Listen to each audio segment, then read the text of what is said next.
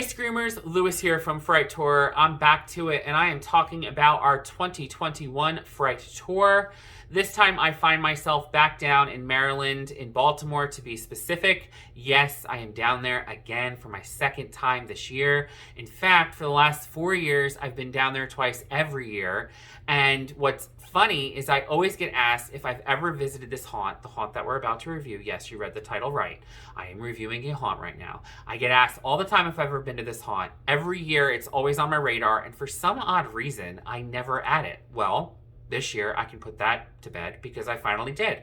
I am so excited that I finally got to experience and have the chance to finally review the Nevermore Haunt, which is located on Mott Street in Baltimore, Maryland. Now, let's talk about its location before we get to anything in this review. It is probably one of the most interesting and intriguing locations that I've ever been to for a haunt. Wait. Guys, how can I forget? I'm so silly. Guys, it's time to subscribe and ring that bell. What am I doing?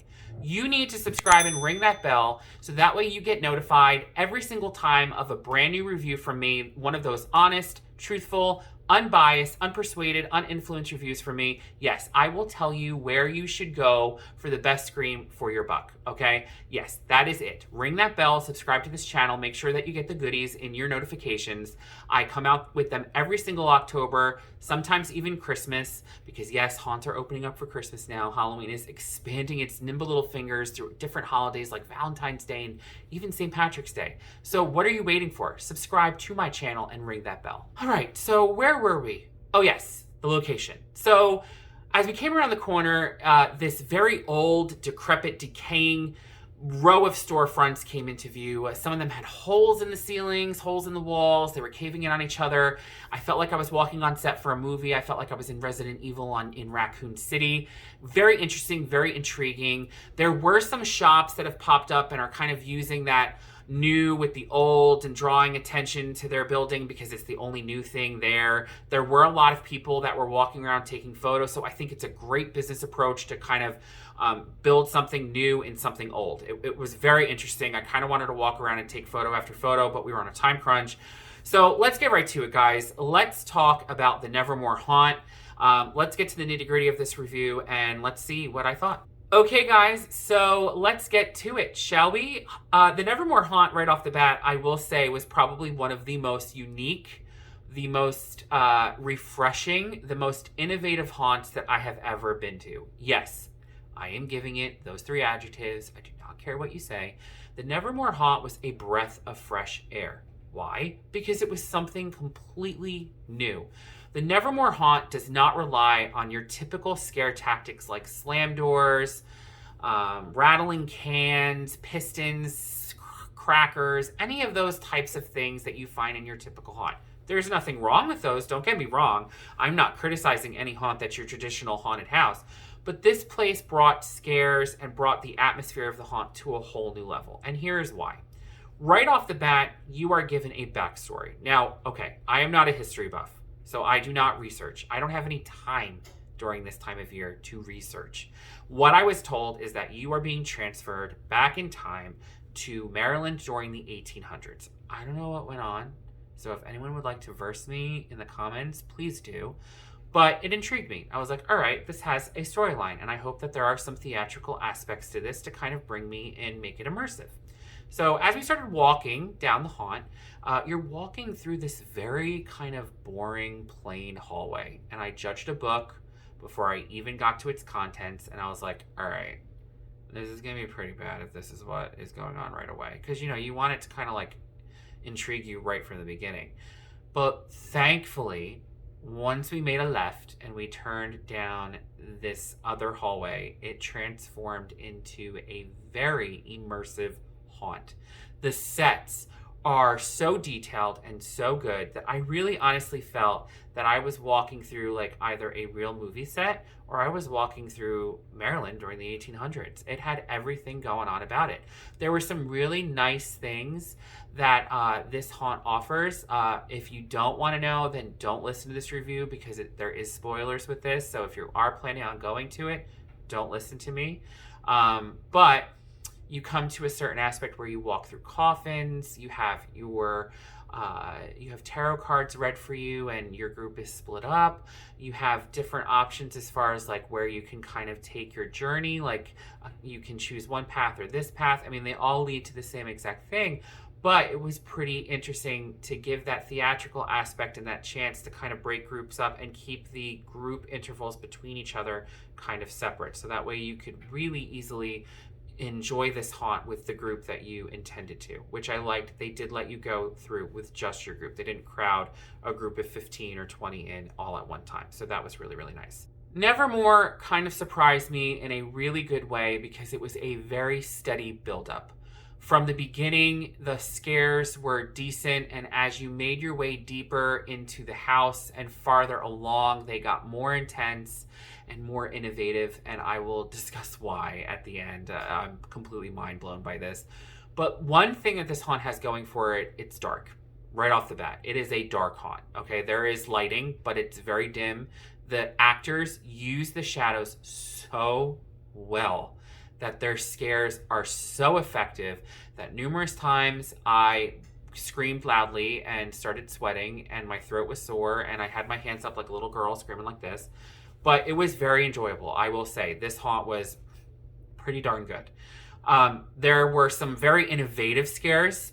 For example, at a specific time in what I believe was a cell block, something comes slamming down against the cell block railings, and you are immediately scared and you step back and you fall into this wall that goes slamming back. Yeah, a wall falls with you. Of course, it's padded so that way you don't hurt yourself, but you have two scares there. You have the scare from the slamming prop, whatever it is, and then you have when the wall behind you gives out. Oh, it was beautiful to watch because I had passed the scare. So I turned around and saw the thing slam, and then saw my friend who got immensely scared step back and lean up against this wall, and the wall gave out. So bravo to Nevermore for creating a very innovative haunt. I've never seen that done. It's very rare that I ever see anything new, especially like that, but bravo to you guys. There were so many good scares. It was a really good haunt. Towards the end, you get into this section where there's lightning and they have the strobe lights timed with the thunder, so it's really believable. And normally with this style of an attraction where you have the lights fading in and out and the actors moving in and around with the darkness, it's usually set with like a very slow fade, and then it goes out and then it comes on, or it strobes off. This was like lightning. So you were in a very, very dark part of the haunt, and the lightning was your only source of light. The actors were so phenomenal at using the darkness to their advantage in between light flashes to mess with you. You would see them standing in front of you, the lightning would go, and then all of a sudden they'd be gone when it came back on, and like they're behind you or they're to the right of you. It was brilliant. Towards the end, got into this gigantic room where it's obviously the ending, and this is like the crescendo for the haunt. At the top of the ceiling, you have neon blue bright lights that are basically just like, you know, those rooms that have the laser lighting with the smoke and the actors hide underneath the smoke and pop up. This was on the ceiling, and I was like, well, why is that on the ceiling? What the hell is that all about? Why isn't it on the ground? And we were kind of walking through like, I don't know, like a church setup. I really wasn't focusing because, all right, at one point, my head was grazed by this like rubber claw. I look up and it's these gigantic, like octopus looking things that are dropping from the ceiling and bumping you in the head. It scared the living crap out of me. In fact, everyone in my group was screaming because it was so like, oh my gosh, it was so unexpected, so not what I thought would be going on in that room. And then I was like, okay, that's why it makes sense that they have the lighting at the top and the smoke at the top to block your view so you can't see these things. There was about 3 of them, so it happened 3 times. It was brilliant. And then you're thrown out into the street and you're like, okay, what the hell did I just go through? So overall, okay, Nevermore Haunt was damn good. I have to say, it was so refreshing. It was so innovative. It was scary. It was so, like, it made me anxious. Like, I think I'm rambling right now because I really don't know. There's nothing I can say that was bad about it. Maybe that beginning hallway, but then I can see why, because it was a steady buildup. From the moment you cross that first door all the way to the end, the scares got bigger, they got more intense. The actors were good at using those shadows. It was dark, it was creepy. You really felt like you were walking through Maryland in the 1800s. And the actors didn't need to do much, okay? They just casually strolled by in their outfits and costumes that fit the time period, okay? They just would walk by and it was just creepy. They didn't have to make a noise. They didn't have to jump. They didn't have to scream, "Roar!" It just worked. It looked creepy. It felt creepy. It was dark. It was just, it was brilliant. I was so happy that we finally got to experience this haunt because I came out of it and I was like, okay, this is why I love what I do. Places like this. Places that take your typical haunt and say, okay, I'm going to flip the script and I'm going to come up with just completely odd and strange different ways to scare the crap out of people. And that's exactly what Nevermore does. They have the Hollywood style sets. At least I believe they're Hollywood style. They were damn good.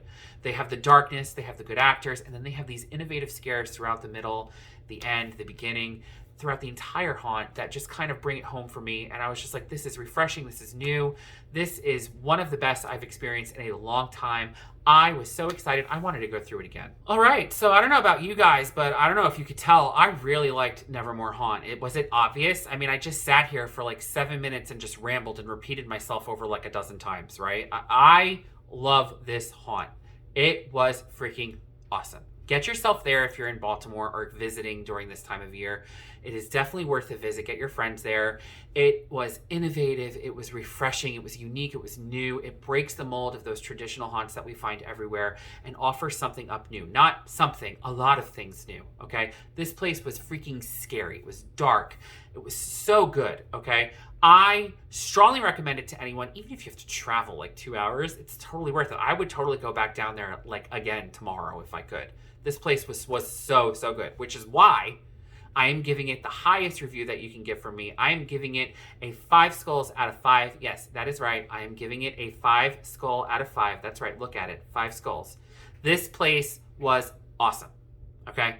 So, if you like this review, if you want to see more of me just rambling and talking about haunts and how good they were, or sometimes, unfortunately, how unsatisfying they were, it is time for you guys to follow us on Facebook, find us on Instagram and Twitter, and of course, subscribe and ring that bell to this channel because I will be coming out with some more video reviews for this year. I have a few more to go until the 2021 Fright Tour is over. I know, sad face. I'm really sad. I don't want it to end.